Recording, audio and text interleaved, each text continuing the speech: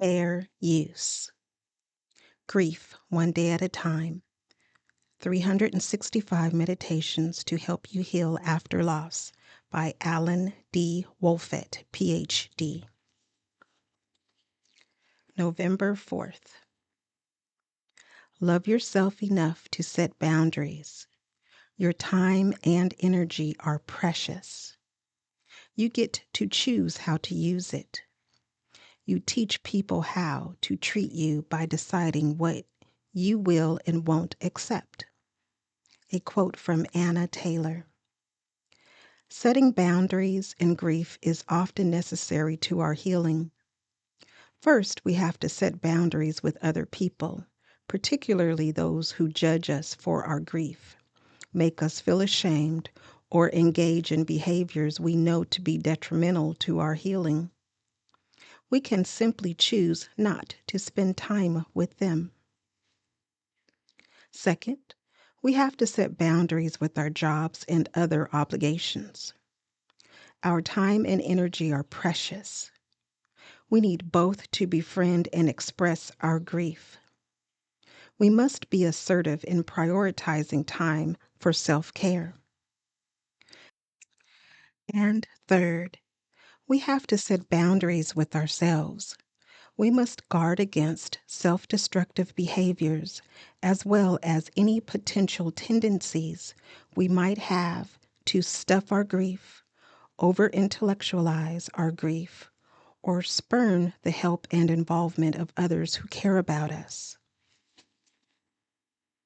The meditation reads, I love myself and want healing enough for myself to set boundaries. November 5th. If your compassion does not include yourself, it is incomplete. A quote from Buddha. Many of us are good at being kind to others, yet pretty bad at being kind to ourselves. If there's one habit we need to break during our time of grief, it's this one. We must be gentle with ourselves when we are grieving. We must be kind and self-forgiving. We must love ourselves unconditionally. After all, we are torn apart and need good care to heal. The word compassion means with passion. Let's care for ourselves with passion. Physically, cognitively, emotionally, socially, and spiritually. And let's let others care for us with passion too. The meditation reads, Today and tomorrow and all the rest of the days, I will care for myself with passion.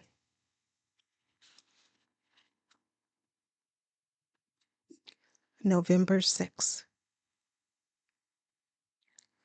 Grief lasts longer than sympathy, which is one of the tragedies of the grieving. A quote from Elizabeth McCracken. Grief is usually quick to arrive but slow to heal. Even when we are anticipating the loss of a loved one who is ill, when they die, the sudden force of our grief can knock us over. From there, it lasts as long as it lasts. The most painful phase may take months or years. When our grief seems slow, we must be patient. At the same time, we often find that actively expressing it gives it momentum. Most of our friends and family members who are not grieving can't stick with us for the duration of our grief. It takes too long and it is too hard to be present too. But if we can find just one or two people who understand the ongoing need for us to share our grief over the long haul, that is enough. The meditation reads, I give my grief permission to take as long as it takes. If I ever feel stuck, I will work at expressing my grief in some way, which will help set it into motion. Again. November 7th. Take my word for it. The saddest thing under the sky is a soul incapable of sadness. A quote from Countess de Gasparin.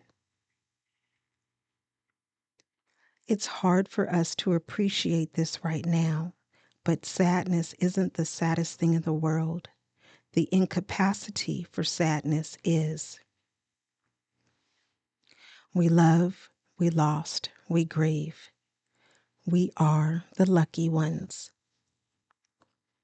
The meditation reads, my sadness is a symptom of love. I am one of the fortunate.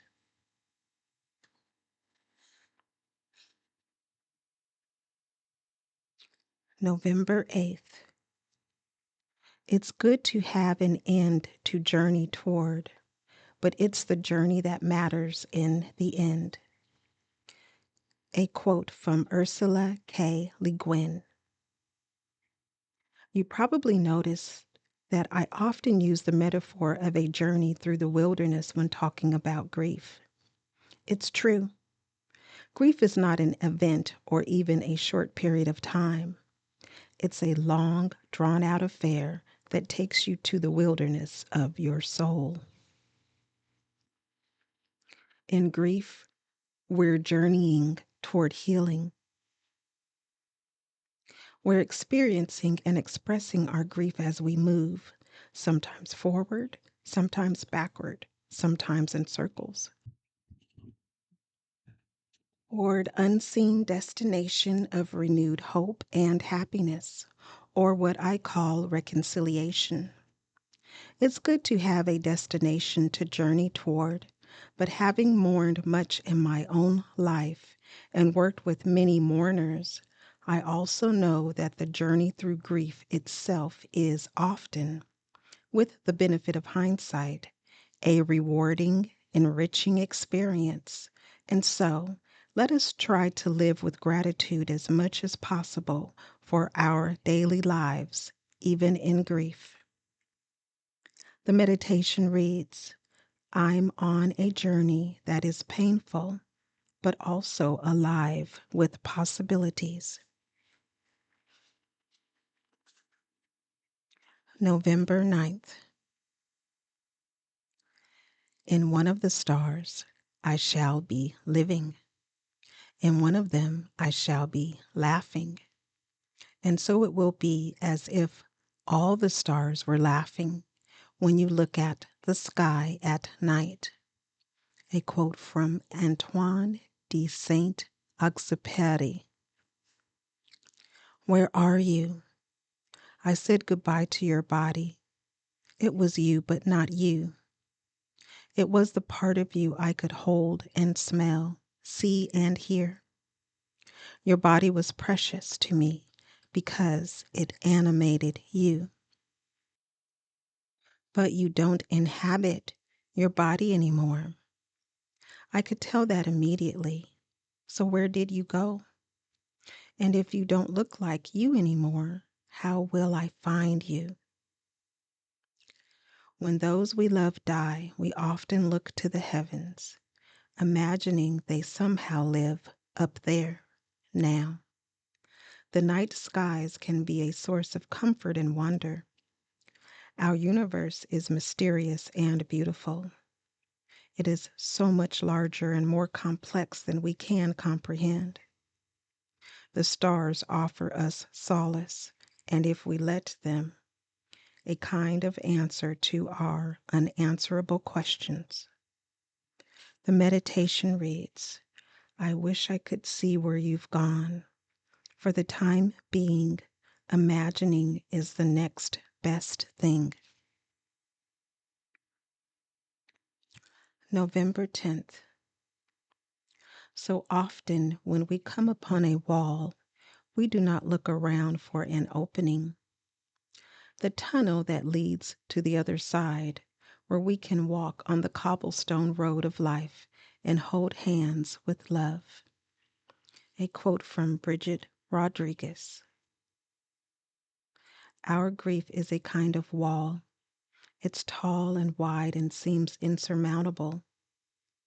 On the other side of the wall lies healing and happiness, but we just don't see how we'll ever be able to get over the wall.